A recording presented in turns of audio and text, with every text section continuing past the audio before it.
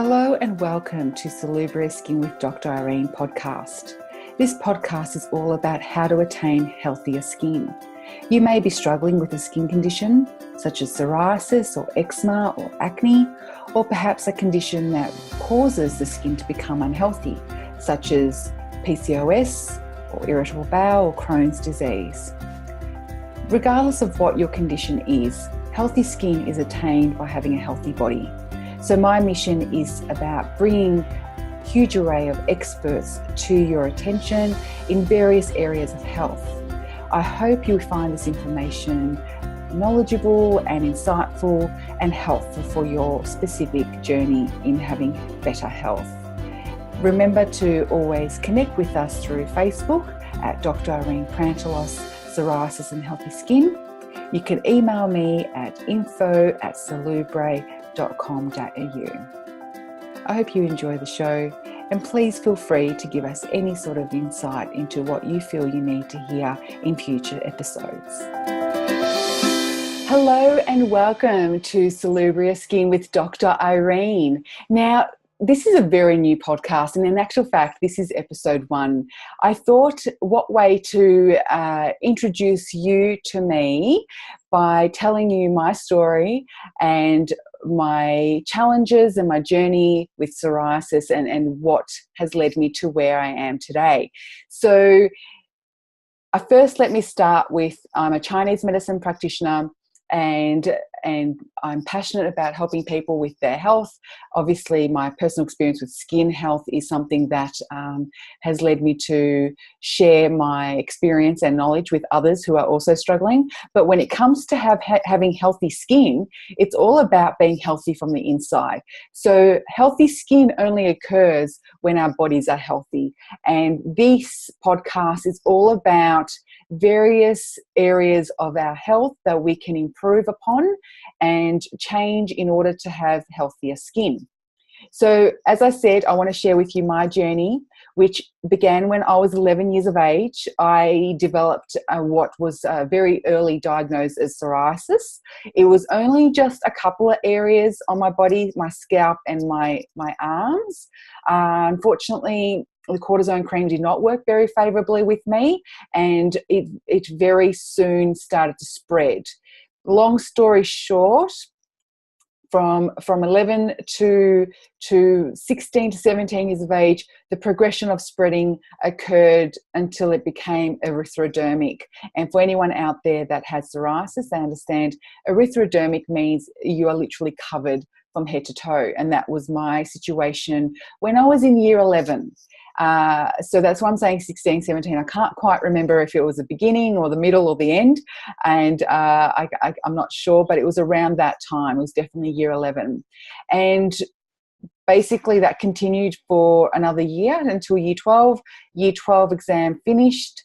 My final exam finished, and I was hospitalised the very next day in a Melbourne hospital in the Austin, in the children's ward.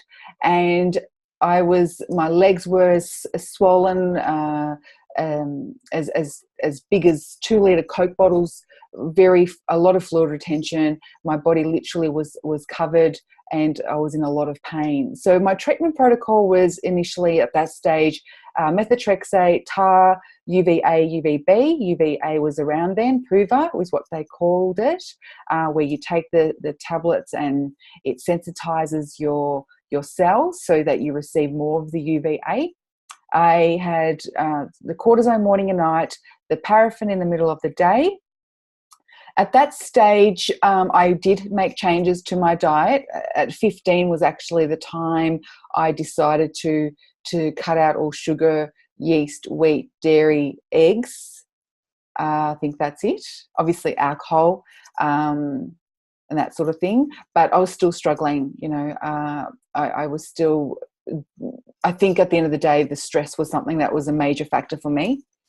So I decided to take the year off. So 1992, I did my year 12. So 1993, I decided to take the year off doing any further tertiary education. So in that time, I was trying to find my way and I came across Chinese medicine. This was the second time I tried Chinese medicine. The first time was when I was 15, but I was very much against taking the herbs that you brewed at home. My mum had brewed it for me, and I found that it was disgusting. It smelled disgusting. I actually personally didn't even taste it. But the difference between 15 years of age and 19 years of age, which is when I actually did try the Chinese medicine, was that I was desperate. It had become erythrodermic. I had ultimately been told by my dermatologist after I got discharged from hospital, the psoriasis came back. So he said to me that I must go elsewhere. So as a result, I was pretty much abandoned, to be honest, because they didn't know what to do with me. I was very much in the too hard basket. I wasn't responsive to the medications. This was the era before biologics. Biologics were not around at that stage. So the highest treatment protocol at that stage was methotrexate. And so with them not knowing what else to do with me, they basically said, you need to seek assistance elsewhere because we can't help you. And as a result, I did. I found Chinese medicine within 2 months of doing the herbs and following the protocol very diligently, because like I said, I was very desperate. I didn't know what else to do. If this didn't work, again, I was really left with no other options. So I did everything that they said, and within 2 months, my skin was cleared. Now, it wasn't cured, but it was cleared. It did become like normal skin. And that's the amazing thing with psoriasis. Is if any of you do have psoriasis, as challenging of a disease it is, at the end of the day, it doesn't leave scars. It's the excess proliferation of skin. So instead of shedding every 28 days, your skin, as every person does, we psoriasis sufferers will shed every 4 days. And so what happens is when you treat the body specifically, this overshedding starts reducing. And so what happens is the skin, the normal skin comes through and the rash it dissipates and goes away. So you might think, well, she found the solution. She did Chinese medicine, everything was fine. But in actual fact, that was only really the beginning of my journey. So I decided to study Chinese medicine for the pure fact of understanding why this disease responded favorably to the Chinese medicine and not to the others. Because I had tried a lot of things. I had tried homeopathics, naturopathy, desensitization, so finding out what allergens, what allergies I have, and desensitizing both through oral and injections. I had done intravenous drips of vitamin C, obviously a lot of UV treatment, a lot of sun and sea therapy, salt water. What else? I'd done kinesiology, a lot of things. And, definitely in various times I saw resolution. It wasn't that nothing helped at all. Some of them had no help. Colonic irrigations was another one. Yes, that all helped, detoxing, but nothing gave me the resolution for a long period of time. That was the main difference with Chinese medicine and other therapies. For me, that was my experience. So I decided to study Chinese medicine to really understand first of all, what the body needs when it's in a disease state, and second of all, how I can help myself and not rely on anyone else. Because I think I struggled quite a lot with needing to find that doctor who was going to save me, who was going to help me, who was going to rid this disease from my body once and for all. So at that stage, 19, so 8 years I'd had it, and obviously very aggressively progressed to covering my entire body. I realized that I needed to take matters into my own hands. So 7 years later, I finished my double degree, which is required for Chinese medicine. Went to China, did my thing. Now, in that time, I definitely had flare-ups and healed, and flare-ups and healed. And obviously, stress was a major contributing factor in that time. But the biggest recovery, or what would you say? Not recovery, but the biggest insight I had into how to stay healthy when you have an autoimmune disease that's incurable, and it is. I do need to mention it is incurable, but it's all about targeting and managing this disease. And I think it goes. That applies to many diseases. You know, autoimmune diseases or anything. It's especially diseases that are said to be incurable. You need to target and manage them, and that means a multifaceted approach. So when I finished my studies and started practicing, I very soon realized that many other psoriasis sufferers were very similar to me, and because I was definitely told that I'm very rare, this is very severe, we've never seen people like you before. And I understand that. Even in my clinic, I've never seen anyone erythrodermic, and I understand that they're more likely to be situated in hospital. But the biggest realization that I had in this process post-uni and really identifying what needs to be done was that it takes a multifaceted approach. That is the biggest piece of information I can give anyone. And what that means is that you can't heal an autoimmune disease, you can't heal the body on treatment alone. Treatment is only one piece of the puzzle. In line with treatment comes your diet. Diet is essential. Your gut health. You know, if you've got an inflammatory condition, it could be endometriosis, it could be psoriasis, it could be eczema, it could be any inflammatory condition, irritable bowel, Crohn's, colitis. So many inflammatory conditions, you need to be on an anti-inflammatory diet. You need to be on a diet that is eliminating the inflammation from the body. The other thing is detoxing or cleansing the body. If you're, consuming alcohol, caffeine, sugar, you need to clear those toxins, and you can do this at a much faster rate than letting your body do it on its own. There's definite support available when people are detoxing, whether that be through herbal medicine, acupuncture, or various other methods. But having assistance in that process will speed things up. The other thing is developing a positive mindset. Absolutely essential. Now, it's so difficult when you are in such a challenging situation with your health to be positive. When you feel so down and so defeated and scared and afraid of what the future might hold, which is all these emotions that I felt. I felt very isolated. I did isolate myself because it's something that's visual. People can see you have psoriasis. People can see that you're struggling. People can see that something's wrong. And on one perspective, people, your loved ones, friends, family will try and offer help. And sometimes that's really frustrating because you're thinking, listen, I've tried everything. You think I haven't tried this, or you think I haven't tried this cream, or you think I haven't gone there. I've tried everything. And obviously their level of expertise is minimal compared to yours because they're not living it, but they're trying to help. And on the flip side is not wanting other people who you don't really know, acquaintances or people you haven't met yet, to find that part of your life out. I kept it a secret, and here I am on a public forum telling the world of how I was and what you need to do to heal your skin. But a lot of work has been done to heal that pain within.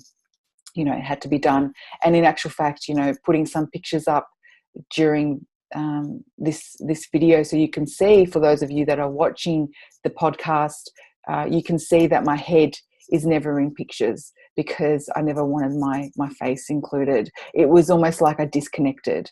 That's my body, but if I had a face in a picture, that means it made it real.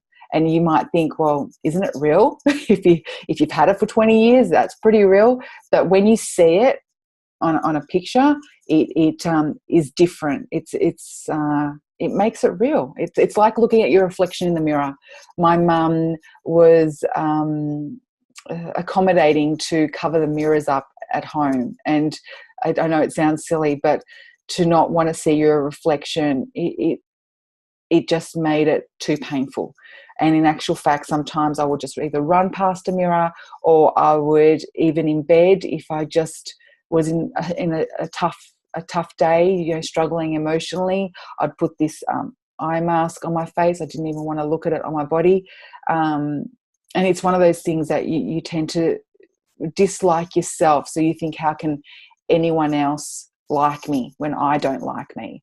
So skin diseases do really create a lot of havoc emotionally, because so much of you is being challenged. It's not just your physical health, it's your mental health, it's your ability to deal with this in a duration of months, years, the uncertainty, the fear of being sick forever. It's very real and very painful at the same time. So this is something I'm trying to express, that I've been there. I get it. I know it. I felt it. And that is why I'm so diligent in what I do, because to tell me I can't eat pizza, or I can't have a beer, or I can't have a chocolate cake is absolutely nil value, nil importance to me, compared to being healthy, compared to saying, I want to put this t-shirt on because it's 20 degrees outside and I don't care if people see my arms because there's nothing there, versus me having a glass of Coke and being covered in a skin disease that the world can see and will judge me.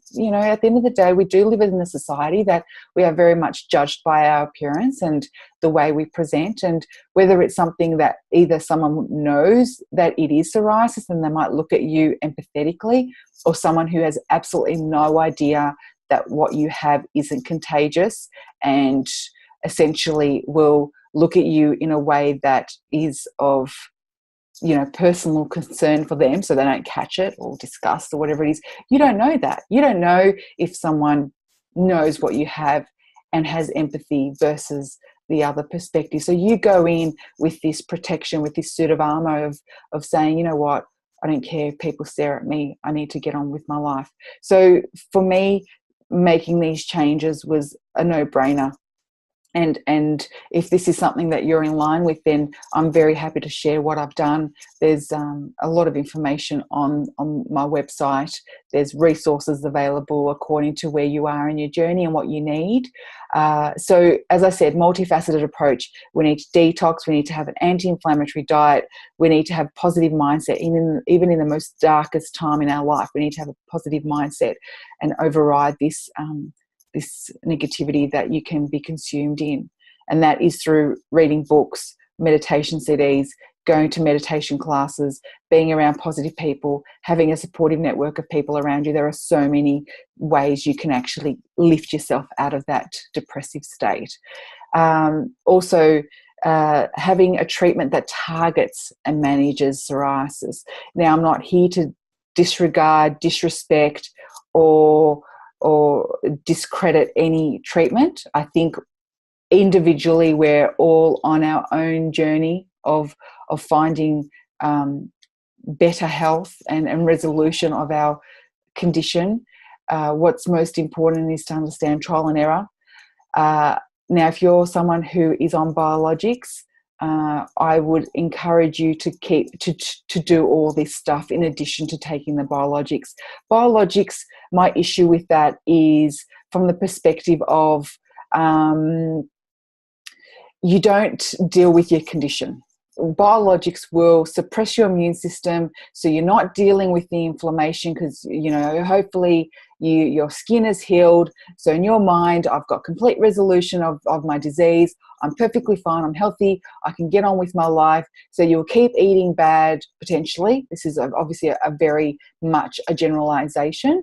You'll eat bad. You'll perhaps have lifestyle choices that aren't favorable to your skin. You would do things that perhaps aren't favorable to your health, whether it's using cleaning products that are toxic, or using makeup that is toxic, or whatever. It's quite broad. So what I'm trying to say is, if you're on biologic, you still have to have an anti-inflammatory diet. You still have to live in a certain way in order to reduce the inflammation. Because the reason for this is two reasons. First of all, sometimes medications stop working. And if your medication stops working, you'll be taken to the next level, so much more potent, right? And biologics are marketed from the perspective of they are targeting specifically the immune system that causes psoriasis. But the issue is that that part of the immune system is also doing other things that we either may know or may not know. There may be lack of evidence for that part of the immune system to what other physiological pathways it's involved with. So it's important to understand that with regards to improving your health, you need to make sure that you're doing all these things if you're on biologics. Second of all, if you develop any sort of side effects from the biologics, kidney issues, liver issues, whatever it is, you're going to be taken off these biologics immediately, because obviously your health is primary concern over your skin health.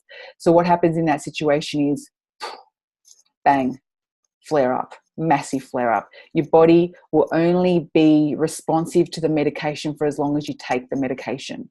Once you stop the medication, your skin will flare up, guaranteed. Your dermatologist will tell you this, your GP I'm sure will tell you this, and I'm telling you this. It'll definitely flare up because there is nothing suppressing the immune system anymore. So more likely in this situation is that you will have, best case scenario, a re-emergence to where you were before. Worst case scenario is re-emergence to worse where you were before, which is what can be quite devastating. So you can prevent this from happening if you're following those other approaches to healing your body from within. Now, if this is something that resonates with you, I have a free webinar on my website that you can have a look at. It's called 5 Ways to Target and Manage Psoriasis. It's a free webinar, as I said. You can have it goes for about 40 minutes. You can have a watch of that and get more information specifically of these 5 steps. If you think, hey, I want to do this, but I don't know where to start, and I don't know what food to eat, and I'm not sure what to cut out, or all this sort of stuff, I have a complete 8-week program that is very comprehensive, that gives you recipes, outlines specifically what foods are in the no list and what foods are in the yes list, gives you meditation tools, a lot of tools to actually help you in making this switch from living with this inflammatory condition to managing it and specifically targeting it. And also there is a module in that online program on treatments. And the reason why I put that there was because when I was struggling with my own health concerns, I never knew where to turn. So what I did was I've actually listed a number of different modalities, a few pros and cons that I found personal. There are some that are great but are best utilized with something else. So this is also important to know. So you might think, well, maybe I'll try this, but I can get more benefit from it if I team it up with something else. So it gives you insight into what other treatments are available. If you are like me and you've been told that Western medicine has extended its ability to assist and you need to look elsewhere, there are other resources available, guaranteed. Do not look at this as being doomsday. I know personally I was very distressed when this happened to me. I was in tears in a tar bath at home. I still very clearly remember that day now because I was completely destitute. I was devastated, did not know what to do. But there are answers. There are ways you can get out of this. You can live a life managing it and still enjoying your life. And I'm very much passionate about helping people, not just with psoriasis, any skin condition, health conditions. The thing with psoriasis is very much linked to metabolic syndrome, which is diabetes, heart disease, stroke. There's insulin resistance in people with psoriasis. So there's other issues that are concerning there. And obviously follow this podcast. You know, I'm passionate about bringing information to you that will help you pinpoint perhaps areas that you need to rectify and improve upon so that you can live free of this disease. And it's all about management. Don't think I'm saying about a cure. This isn't a cure.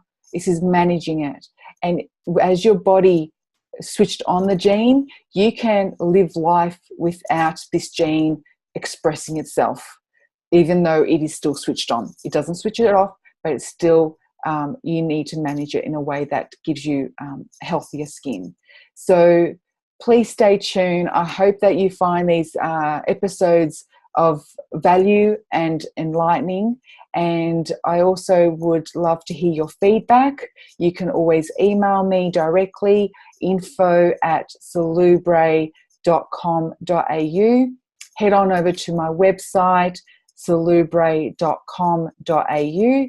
There are multiple resources. We have books, meditation CDs, topical products for scalp psoriasis. We've got a great hair mask that lifts a scalp and hair mask that lifts the psoriatic lesions to get that product deep into the inflamed skin. We have natural skincare. We have obviously recipes, wellness recipes, our blog, which is a lot of information there as well. And of course, our online program and our free webinar. So head on over. I'd love to hear any information you have, and please reach out and share with us what you are struggling with, and perhaps, you know, build this community of support for you so that you can get back on track of better health. Thank you for your time, and I look forward to having you join me on other episodes of Salubrious Skin with Dr. Irene.